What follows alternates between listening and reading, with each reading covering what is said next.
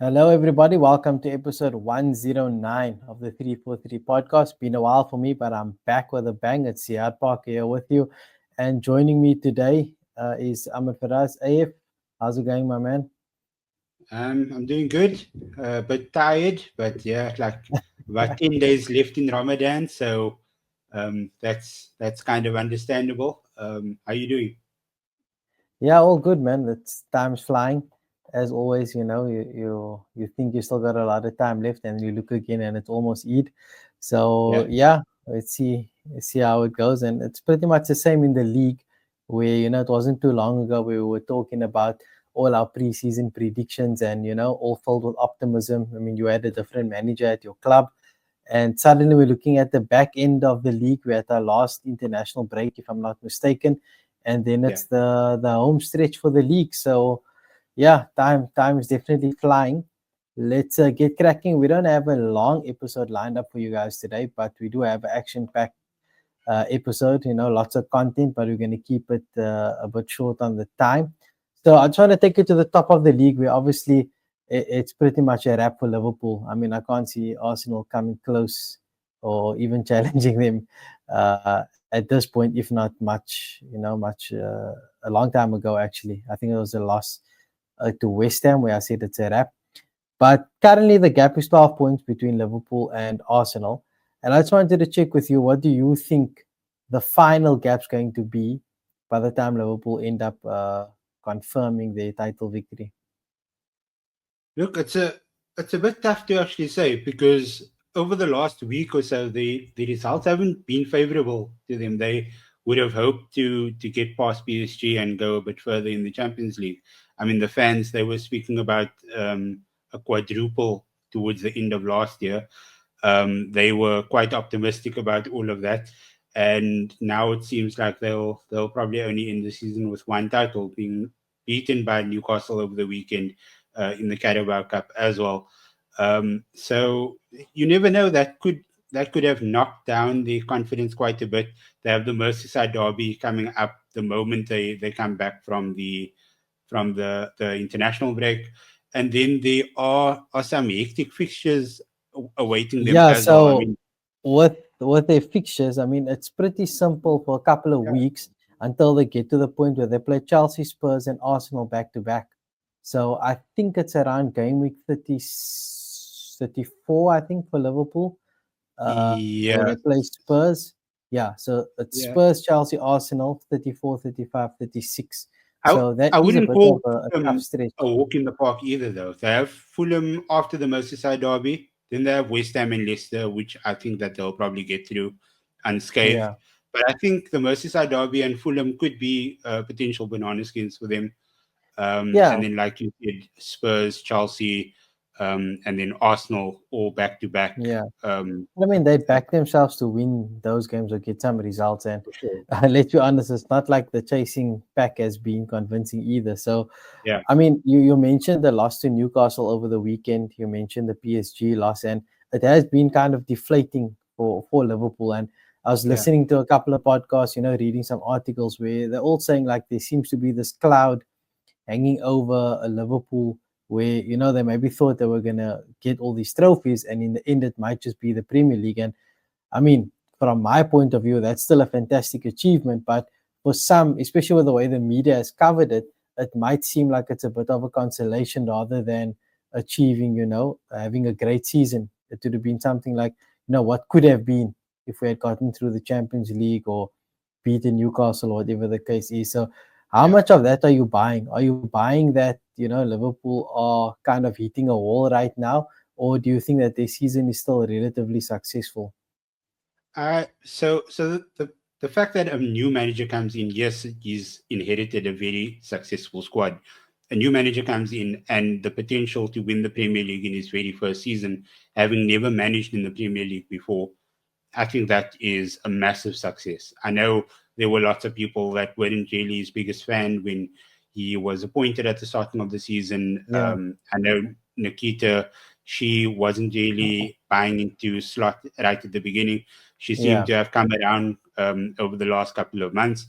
But yeah, I still see it, even if they win the Premier League, only the Premier League, that it's going to be a successful season for them. And I think that will be topped off if players like Mo Salah, Virgil Yeah. van Dijk end up committing as well. Yeah, Just that's probably the to wrap it up with him. That's probably the last thing you want to think about. There is, no matter what happens by the end of the season and how successful it is, what's the status of those three players? Are they staying? Are they going? What type of deals are they signing if they are staying? And where does it leave Liverpool going forward? That's an interesting storyline to keep an eye on. Maybe they're waiting for the title to be wrapped up and then announce that they're staying or going or whatever the case is. So yeah, definitely one to watch. I am going to come back to you with the points thing. Just to touch on Arsenal quickly, they're on 58 points, so 12 behind Liverpool at the moment. Their fixture list on paper isn't too difficult until the Liverpool game. So they got a couple of, I wouldn't say easy games, but you know how it is, right? According to the fixture difficulty ratings, they don't have too much of a difficulty in terms of their schedule. But obviously, they're playing Fulham, which could be difficult. Everton, obviously, they haven't done well in the recent past against Everton. Brentford, obviously, a good team, and then Bournemouth also playing some good football. So with the way Arsenal have been playing and the injury situation, it wouldn't be surprising if they do drop points along the way, considering they also have to play Madrid in the Champions League. Yeah. So the thing is, Arsenal, and I know you're an Arsenal fan, so like I hope I don't like offend Arsenal fans by saying this, but they have the tendency to be a type of a lucky packet team. You don't know what you're going to get on the day. Very similar to the Pakistan cricket team. Yeah, so But I was actually thinking that as you were saying it, I was like, I know where this guy's going with it. Plus, I'm wearing green, so but like on Arsenal's day, they can be world beaters. They can beat the best. They might even just show up for those two legs against Madrid and beat Madrid across both ties. But they also have the tendency to go up against Everton and not show up on the day either.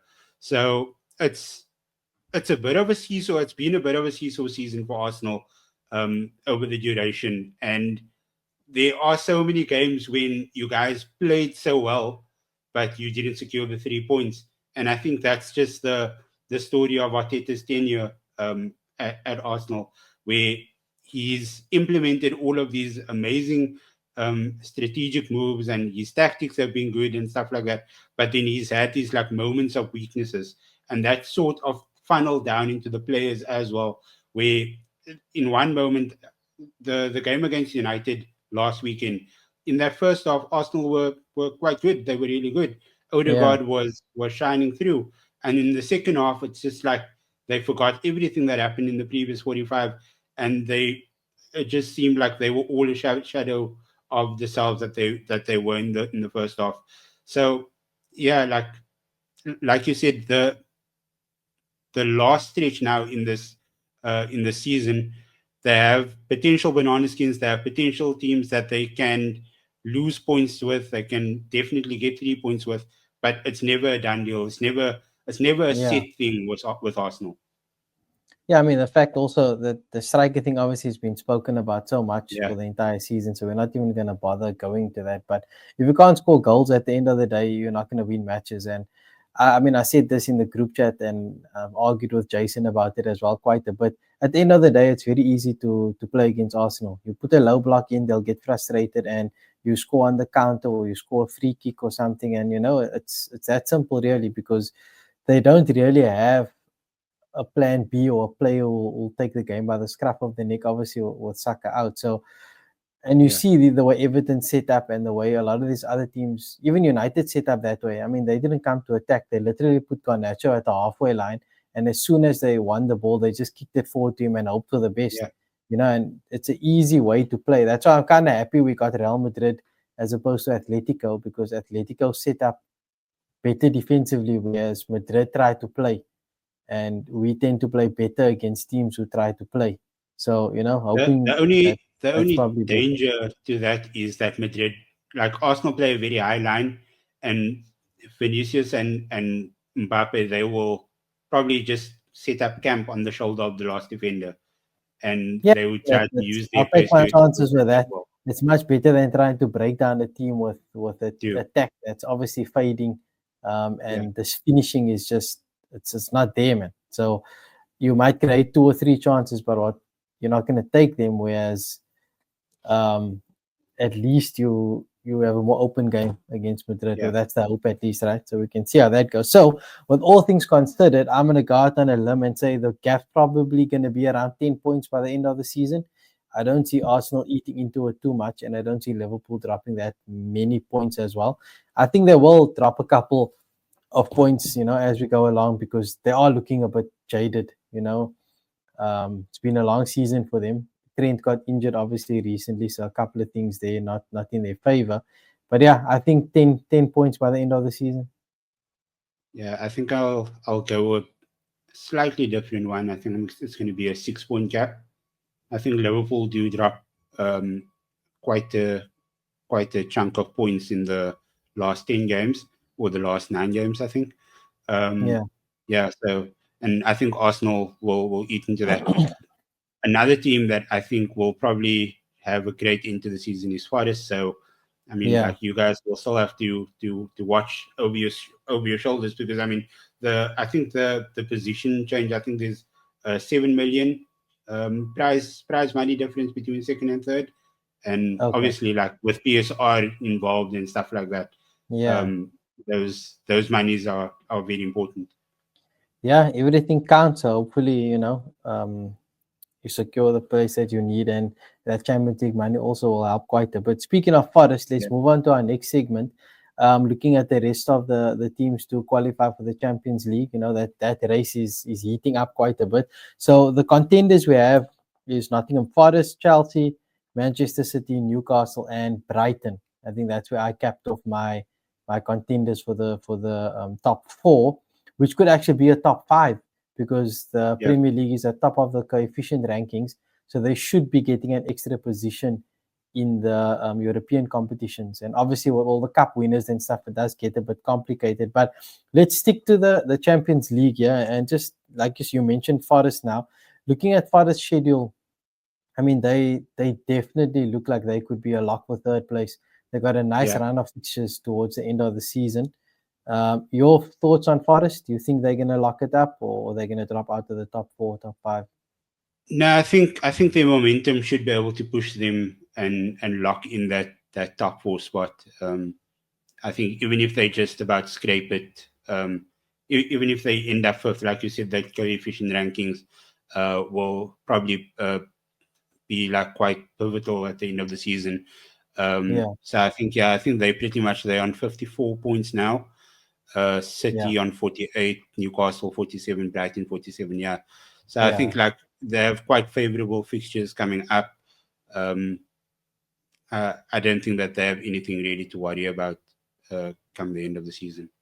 Yeah, and I mean, it's not like it's just Chris Wood, right? So they showed Yeah, over the weekend where other guys stepped up and scored, when Chris Wood didn't get the job done. So they've got depth, they've got pace, they've got a lot of good things going for them, a solid defense. I think yeah, they'll see out the season and definitely finish in the top four. I reckon they also got that third spot locked up. Moving on, I'm going to skip over Chelsea and come back to them towards the end. I just want to touch on Man City quickly. So, Man City have also a decent run towards the end. Their fixtures aren't too challenging, but they've shown that no matter what the fixture is on paper, they make hard work of it. yeah. And it's I don't know if it's the court case that's basically just looming over all of the players' heads that they don't know what's in their future, essentially. Yeah, So it's a weird one. Pep signed a new contract. I think it was last year or towards the end of last year. So he's yeah, pretty much on lock moving forward. Haaland signed that like crazy new contract extension.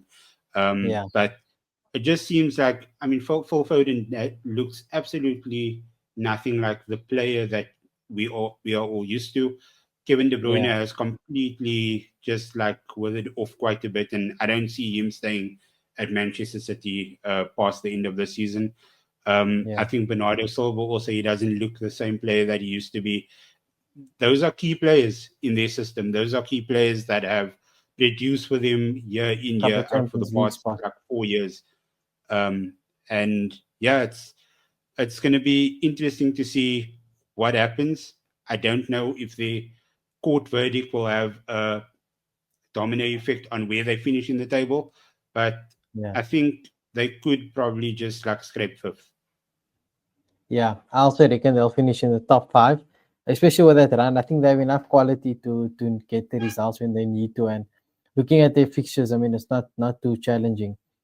Yeah, Okay, then Newcastle, quite interesting because they've obviously, by winning the Carabao Cup, they've secured a position in the Conference League, if I'm not yeah, mistaken.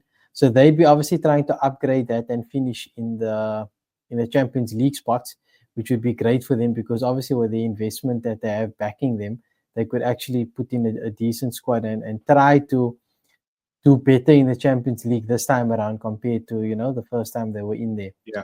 So for Newcastle, again, their fixture list not too challenging. What do you think of their chances to finish in the top and get a Champions League spot?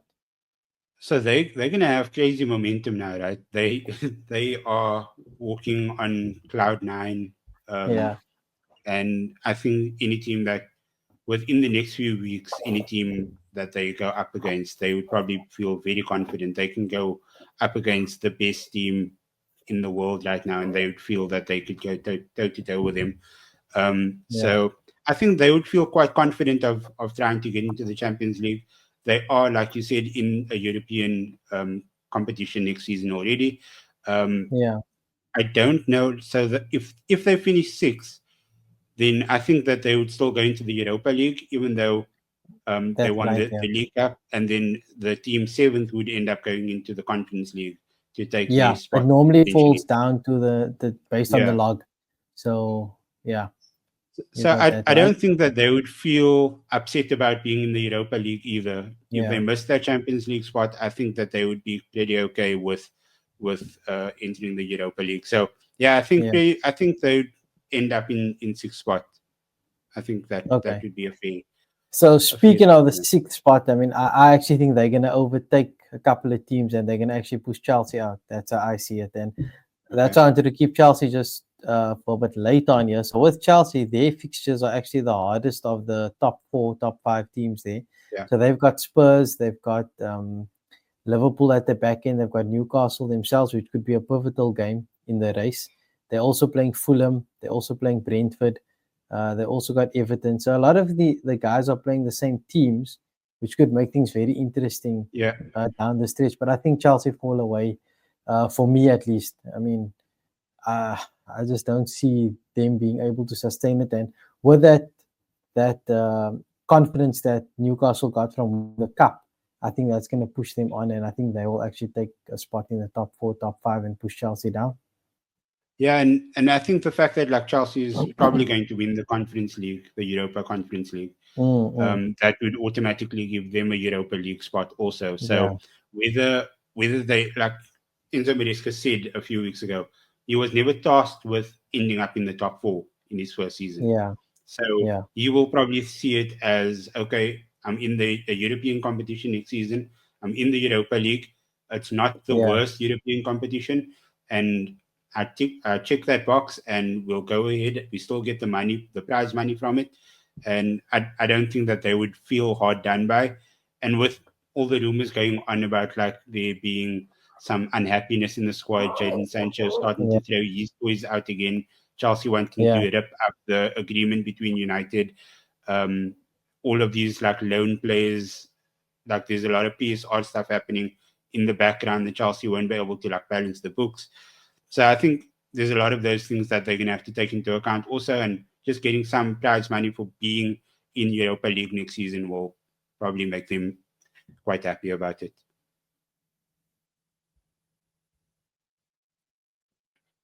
You are on mute, I think.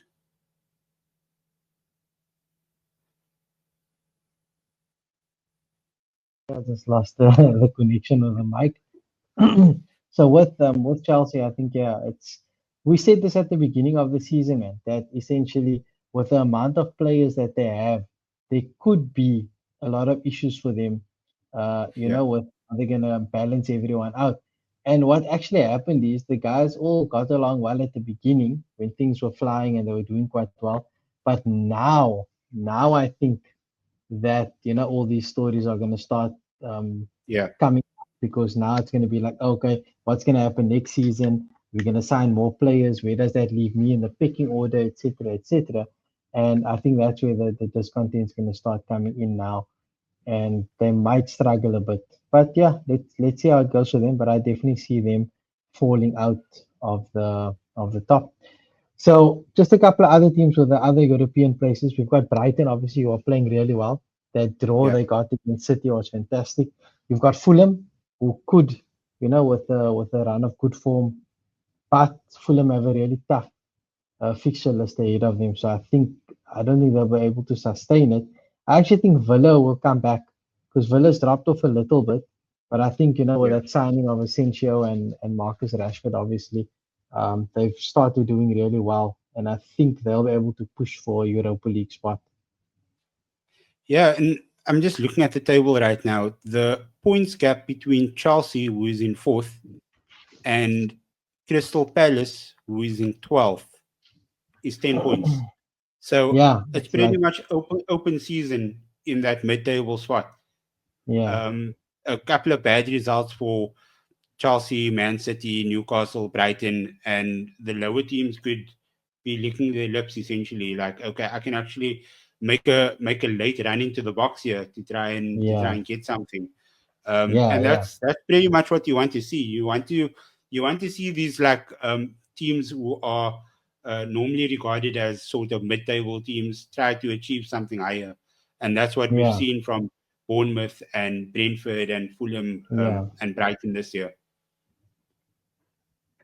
Yeah, I think that that could be interesting. Couple of teams could fly up the log there, but I reckon for the European places it will be. I don't think Palace and Brentford will sneak in towards the back end. I think it's going to come from the Fulham, Villa, Bournemouth, Brighton, one of those Yeah, groups, obviously for the Europa and Conference. And it helps them if Newcastle obviously finishes higher up, because then their spot goes to someone in the league.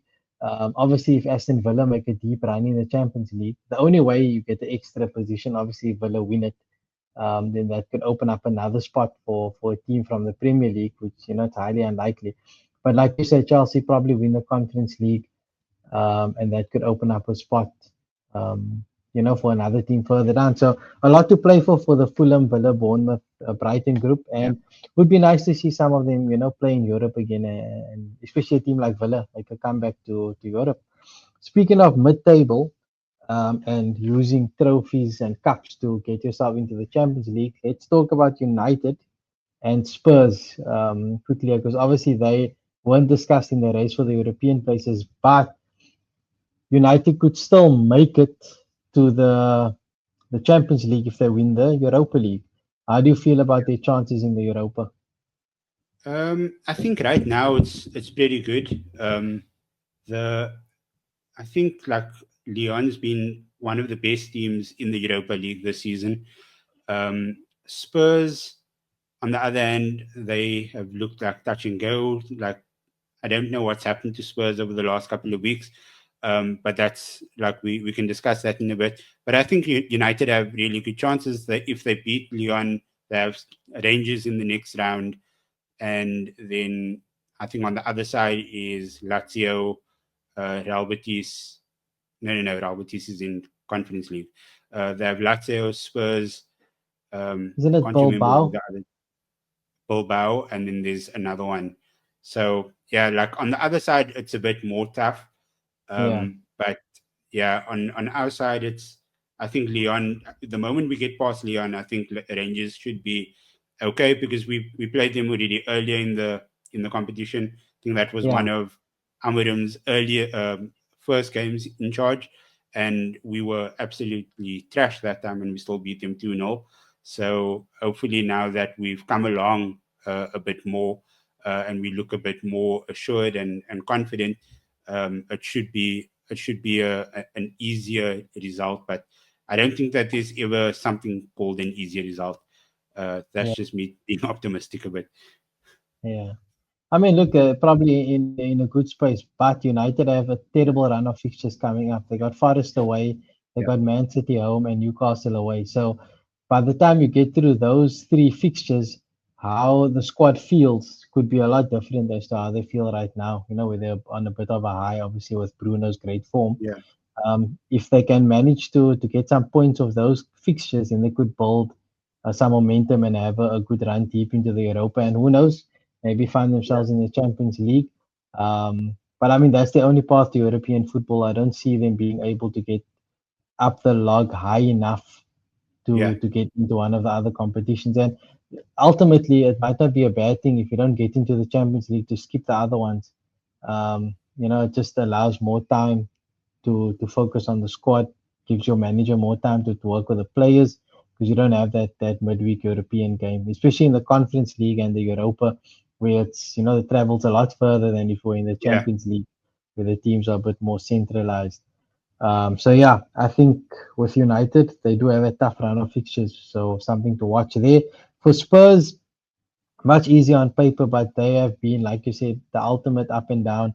A fixture that looks, where the odds are in their favor, they lose that. But when the odds are stacked against them, they win. Yeah, It's like you just don't know what's going to happen. And they still do play good attacking football, but it's the rest of it that leaves a lot to be desired. The ability to control the game, the ability to take a lead and then see it out, all those types of things. And I think there's a lot of pressure on the manager. He's not doing himself any favors with the comments that he makes, in his post-match and his other press conferences and so on.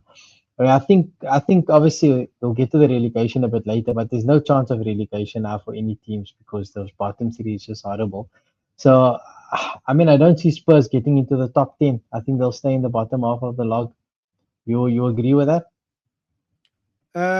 yeah. I think so. There's only 3 points between Spurs and United, so whatever happens for the one would probably happen for the other one. I don't see either of them making it past the 10 spot above.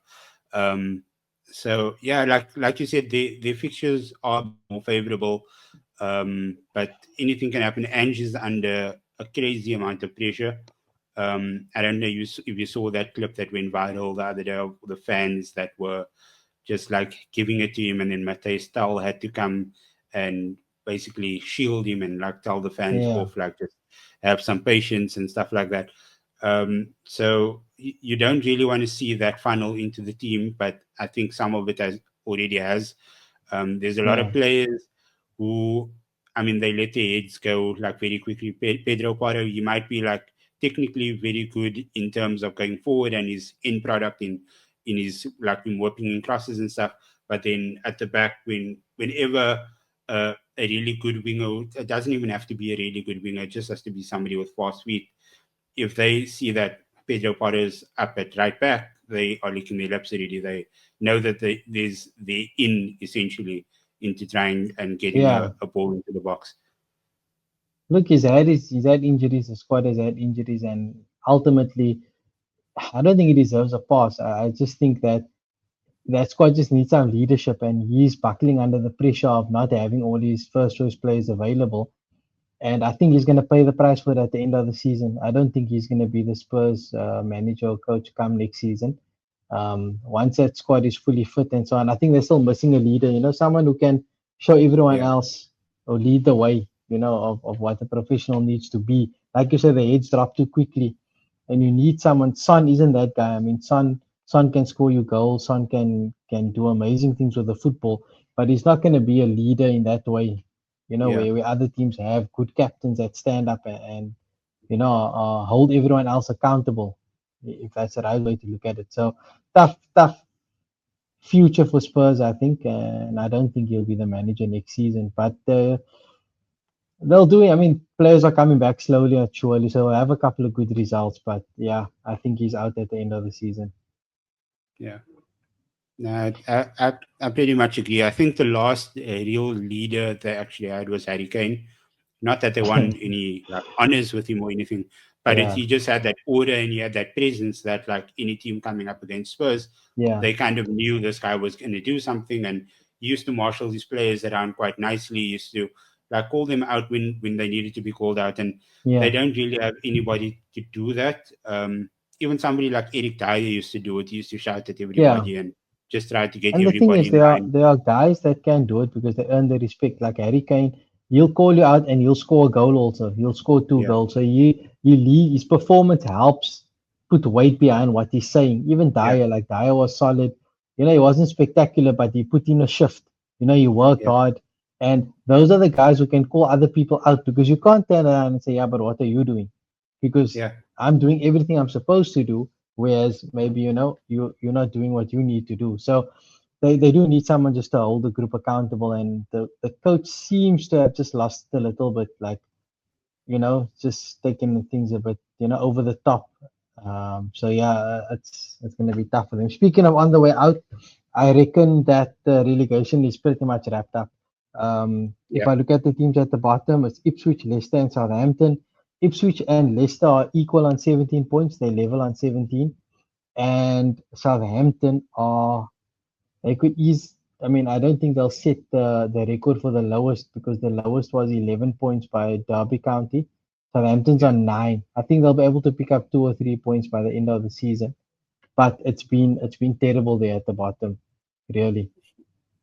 Yeah, it's been dismal. Yeah, I expected Leicester to do much better than this. In all honesty, I really didn't expect Yeah, them to sort of go down the abyss this far. yeah, I don't see there's a 9 point gap between Ipswich and Wolves. I don't see yes, Wolves slipping up at all, giving Ipswich a sniff yeah, at all. I think, like you said, yeah, these three are pretty much set, and yeah. there's like come final day of the Premier League, there's not really going to be anything about who's going to go down. Nah, I it'll think that be wrapped up well that's pretty before much that. wrapped up. Yeah, Yeah, I mean, Wolves have too much quality. I mean, even with Cunha out, Strand Larsen came in, scored a goal, I think scored 1 or 2 goals. He's really good. So they got enough. Their manager's also pretty good. I think he's gonna have a good next season in the Premier League. But yeah, it's just been terrible.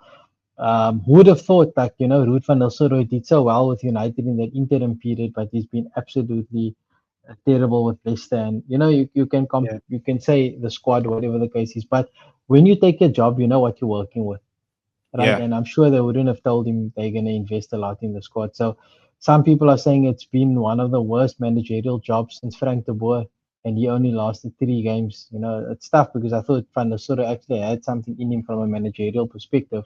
But yeah, it's been disappointing. Maybe it's wrong time, wrong place. Who knows? But yeah, it's been tough for Leicester.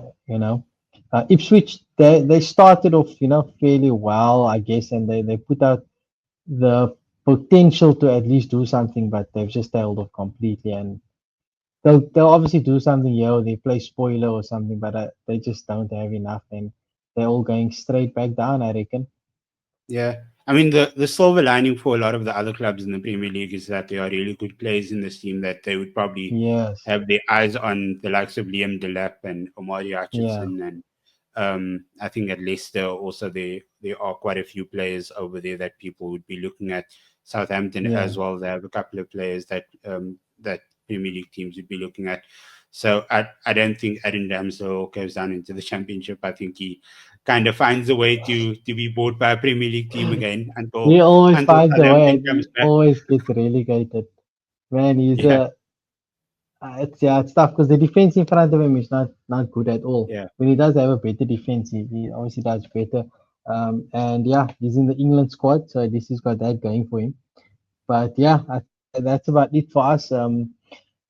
That's the Premier League. I mean, it's normally quite a lot more exciting, I guess, where there's a bit of a title race at the top, where Arsenal obviously failed in giving us that tight race that we would like. So Liverpool kind of running away with it. The European spots are kind of up for grabs. So that's probably the most interesting yeah, storyline to watch going towards the end of the season is who makes the Champions League. Obviously, we've got the charges against City, which we won't talk about. And then you've got the relegation thing pretty much wrapped up, where that also is to provide some sort of excitement where who's going to go down, who's going to stay up. It goes to the last game of the season, but that's definitely not happening. So all in all, it looks to be like a fairly tame end to the Premier League season this year in comparison, to other seasons. Yeah, and it's a bit disappointing because I mean, in those last like 2, 3 weeks of the Premier League, that's what you're looking forward to. You're looking Yeah, forward to pick up the popcorn and just have a seat and enjoy like all of these things and like switching channels and checking your scores to see, yeah, doing some calculations and stuff like that. yeah. So yeah, it is a bit disappointing that like everything is pretty much said and done, except for the European spots. But I guess we beggars can't be choosers, so we just have to make do with that. Yeah, we'll still keep an eye on it. There's a lot happening. So again, thanks for joining us today. I hope you guys enjoyed it. It's in the international break, so it's a bit more relaxed. Looking forward to the Premier League starting again soon. And remember to like, share, subscribe, engage with all the content. AF and I are both on Blue Sky. We just drop us a message, post, or whatever it's called over there, and get in touch on all the platforms. Comment on the YouTube video, let us know what you think. And we are thinking of starting like some sort of mailbag section, so if you do have any questions, let us know on this video, or on other platforms, and we can end off every episode with a couple of questions from all of you that follow and engage with us. So let us know. Looking forward to it. And yeah, that's a wrap for us, AF. Yeah, no, it was a pleasure once again. I actually enjoy this like midday ones, but it's like every time, sometimes I have to look over my shoulder here at my computer to see if I've got a new Teams message or something. So I don't enjoy Yeah, that nah. part. But yeah, like I mean, the sun is out. I don't have to have lights beaming over me here. So I enjoyed this one. But yeah, this was great.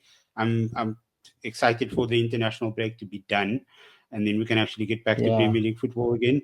Who But even yeah, cares about the international break, man? All we are hoping is that our players 100%. don't get injured. Yep. That's about it. All right, that's a wrap. See you all next time. Bye bye.